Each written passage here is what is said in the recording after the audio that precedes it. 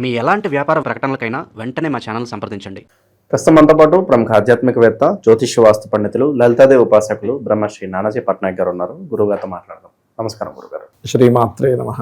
ప్రస్తుతం మనతో పాటు ప్రముఖ ఆధ్యాత్మికవేత్త, జ్యోతిష్య వాస్తు పండితులు, లలితాదేవి ఉపాసకులు బ్రహ్మశ్రీ నానాజీ పట్నాయక్ గారు ఉన్నారు. గురువుగారితో మాట్లాడదాం. నమస్కారం గురుగారు. శ్రీమాత్రే నమః.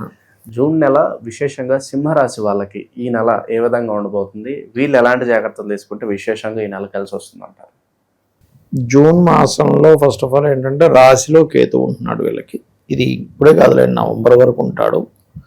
అయితే ఈ రాశ్యాధిపతి రవి దశమంలో ఉంటాడు. అంటే కేంద్ర స్థానంలో రవి ఉండడం మంచిదే చెప్పాలంటే ఈ రాశి వారికి పర్టికులర్గా. అండ్ ఈ కేంద్రంలో ఉండే రవి కూడా 14వ తేదీ నుంచి ఏకాదశంలోకి రావడము, ఏకాదశంలో ఉండే గురువు వీళ్ళకి ఈ నెలలో 12వ స్థానంలోకి వస్తున్నాడు. జూన్ 2 నుంచి జూన్ 9 నుంచి ఏకాదశంలో ఉండే శుక్రుడు మారడం, జూన్ 23వ తేదీ నుంచి బుధుడు మారడం 12వ స్థానంలోకి జరుగుతుంది. అండ్ భాగ్యంలో కుజుడు, అష్టమంలో శని, వీళ్ళకి అష్టమ శని నడుస్తుంది.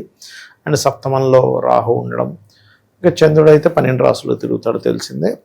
సో దీనివల్ల వీళ్ళకి కలిగే ఫలితాలు ఏమిటి, ఏ దేవతారాధన చేసుకోవాలి, ఎటువంటి విషయాల్లో వీళ్ళు జాగ్రత్త పడాలనేటువంటి అంశాలు చెప్తుంది నేనైనప్పటికీ చెప్పిస్తుంది సాక్షాత్ లలిత అమ్మవారిగా భావిస్తూ, ఆ లలితాంబిక అమ్మవారి యొక్క అనుగ్రహం మీకు పరిపూర్ణంగా కలగాలని మనస్ఫూర్తి కోరుకుంటూ, ఇక్కడ రాశిలో ఉండేటువంటి కేతువు రాశ్యాధిపతి దశమంలో ఉండడం వల్ల అధికారము వస్తుంది కానీ తెలియని ఏదో వైరాగ్యం ఉంటుంది అధికారం మీద. అంటే ఎలాంటి ఉద్యోగం వచ్చింది కానీ ఎందుకోనండి నాకు ఇంట్రెస్ట్ లేదండి, ఫలానా పార్టీ వాళ్ళు ఫలానా ఇది ఇచ్చారు, పోస్ట్ ఇచ్చారు కానీ నాకు ఎందుకు ఇంట్రెస్ట్ లేదంటుంటారు. చూడండి, కొన్నిసార్లు దానికోసమే పిచ్చెక్కిపోతాడు మనిషి, నాకు అది కావాలి అని. కానీ ఇక్కడ ఎలా ఉంటుందంటే ఈ రకంగా మైండ్ సెట్ అనేది మారుతూ ఉంటుంది. అలాగే వీళ్ళకి ఈ నెలలో బిజినెస్ పీపుల్కి చాలా బాగుంటుంది. ఎందుకంటే ధనాధిపతి మరియు ఈ యొక్క బిజినెస్ కారకుడు అయినటువంటి బుధుడు ఏకాదశంలో ఉంటున్నాడు శుక్రుడితో కలిసి. సో ఇది బిజినెస్ పీపుల్కి చాలా చాలా మంచి ఫలితాన్ని ఇస్తుందని చెప్పుకోవచ్చు. ఇక మరొక విషయం ఏంటంటే ఇక్కడ గమనించినట్లయితే ఇక్కడ ఈ రాశి వారికి పర్టికులర్గా ఫైనాన్షియల్ గ్రోత్, బిజినెస్ మూలంగా డెవలప్మెంట్స్ ఇవన్నీ ఉన్నాయి. ఈ మూడో భావాధిపతి శుక్రుడు ఎప్పుడైతే మనకి బుధుడితో కలవడము అండ్ రాశిలోకి వచ్చి గురువుతో కలవడము, 12వ స్థానంలో శుభగ్రహాలు రావడం వల్ల ఈ నెలలో సెకండ్ హాఫ్లో వీళ్ళు చేసే ఇన్వెస్ట్మెంట్స్ వల్ల మంచి లాభాలు ఉంటాయి. అంటే అది ఎనీ ఇన్వెస్ట్మెంట్, అది షేర్ మార్కెట్ అనుకుంటారా, లేకపోతే భూమి మీద అనుకుంటారా, బిజినెస్ మీద అనుకుంటారా, ఏదైనా కానీ. కాకపోతే షేర్ మార్కెట్లో ఇన్వెస్ట్మెంట్ చేసే వాళ్ళు మాత్రం 1కి 4 సార్లు వాళ్ళకి యోగం ఉందో లేదో చెక్ చేసుకోవాలి. అంటే 2, 5, 8, 11 కాంబినేషన్ ఉంటూ దీంతో పాటు వీళ్ళకి కనీసం ఒక్క నీచభంగ రాజయోగమైన విపరీత రాజయోగమైన ఖచ్చితంగా ఉండాలి. ఇది వీళ్ళు ప్రధానంగా గుర్తుపెట్టుకోవాలి.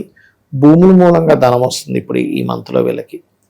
అది కూడా ఎప్పటి వరకు కుజుడు మారే లోపలే. ఎందుకంటే కుజుడు 21వ తేదీ నుంచి భాగ్యస్థానం నుంచి మారిపోతాడు. అంటే భూమి మూలంగా వచ్చే భాగ్యం, కుజుడు భూములకు కారకుడు, అది భాగ్యస్థానం, భూమి మూలంగా భాగ్యం రావాలి. సో 21వ తేదీ లోపలే వీళ్ళు ప్రయత్నం చేసుకోవడం మంచిది. 21 దాటితే ఏమవుతుందంటే ఈ కుజుడు పర్టికులర్గా మనకి వృషభంలోకి వస్తాడు, దశమంలోకి వస్తాడు. అయితే దశమంలోకి రావడం వల్ల ఈ డిపార్ట్మెంట్, లేకపోతే ఆర్మీ, నేవీ ఇవి ఉంటాయి కదా, డిఫెన్స్ రిలేటెడ్ ఇట్లాంటి ఉద్యోగ అవకాశాలకు బాగుంటుందని చెప్పుకోవచ్చు ఎప్పుడైతే ఈ జూన్ 21వ తేదీ నుంచి కుజుడు మారుతాడో. అండ్ అలాగే కొంచెం అంటే ఎప్పటి నుంచో పలానా వాహనం కొనుక్కోవాలి, గృహం కొనుక్కోవాలనుకునేటువంటి వారికి కొంచెం స్లోగా ముందుకు కదులుతాయి చెప్పాలంటే. అండ్ సంతానాన్ని విదేశాలకు పంపించాలనే ప్రయత్నం కూడా ఫలిస్తుంది. సంతానానికి విదేశీ ధనయోగం కూడా పెరుగుతుంది. కాంపిటీషన్ రిలేటెడ్ అంటే ఇక్కడ ఈ సింహం వారికి సప్తమంలో రాహు ఉన్నందుకు కొంచెం విదేశీ సంబంధాలే కుదురుతాయి ఇప్పుడు వీళ్ళకి చెప్పాలంటే. కాకపోతే ఈ 6వ అధిపతి అష్టమంలో ఉన్నందుకు అనవసరమైన గొడవలు, అనవసరమైన వీటిలోకి వెళ్ళకూడదు. అంటే ఒక్కోసారి మనం కాంపిటేటివ్గా, ఒకసారి మనం అగ్రెసివ్గా చేస్తుంటాం కొన్ని, అలాంటివి చేయకపోవడం మంచిది. ఎందుకంటే ఇక్కడ షష్టమాధిపతి అష్టమంలో ఉన్నాడు. ఒక రకంగా చెప్పాలంటే అది విపరీత రాజయోగమే, కానీ అష్టమ శని కూడా అవుతున్నాడుగా. అందువల్ల ఏమవుతుందంటే అనవసరంగా నిందలు పడడం జరుగుతూ ఉంటుంది. కూల్గా కామ్గా ఉండడమే మంచిది ఇప్పుడు వీళ్ళకు ఉండేటువంటి కండిషన్స్ పరంగా. తండ్రి గారికి ఇప్పుడు ఇది పిల్లవాడి జాతకం అనుకుందాం కాసేపు, సింహరాశి, ఆ సింహలగ్నం. తండ్రి గారికి ఏదైనా కాస్త బీపీ లెవెల్స్ ఎక్కువగా ఉంటే కనుక అప్పుడు వీళ్ళు పర్టికులర్గా ఈ రాశి వారు తండ్రి గారి వేడి వల్ల వచ్చే ఇబ్బందులు లేకపోతే బీపీ వల్ల వచ్చే ఇబ్బందులు ఎక్కువ చూపిస్తున్నాయి కాబట్టి వాళ్ళని కొంచెం గమనిస్తూ ఉండాలి. మనం కొంచెం రైజ్ అవుతే వెంటనే ట్యాబ్లెట్ పక్కన పెట్టుకోవడము ఇలాంటివి ఎక్కువగా చేయాలి. ఇంకోటి తండ్రి గారిని కాస్త అంటే ఈ జాతకులు తల్లిని కానీ తండ్రిని కానీ, ఎందుకంటే 4th lord and 9th lord ఇద్దరు కూడా కుజుడే అవుతున్నాడు కాబట్టి ఎండలో ఎక్కువగా వెళ్ళనివ్వకుండా చూసుకోవాలి.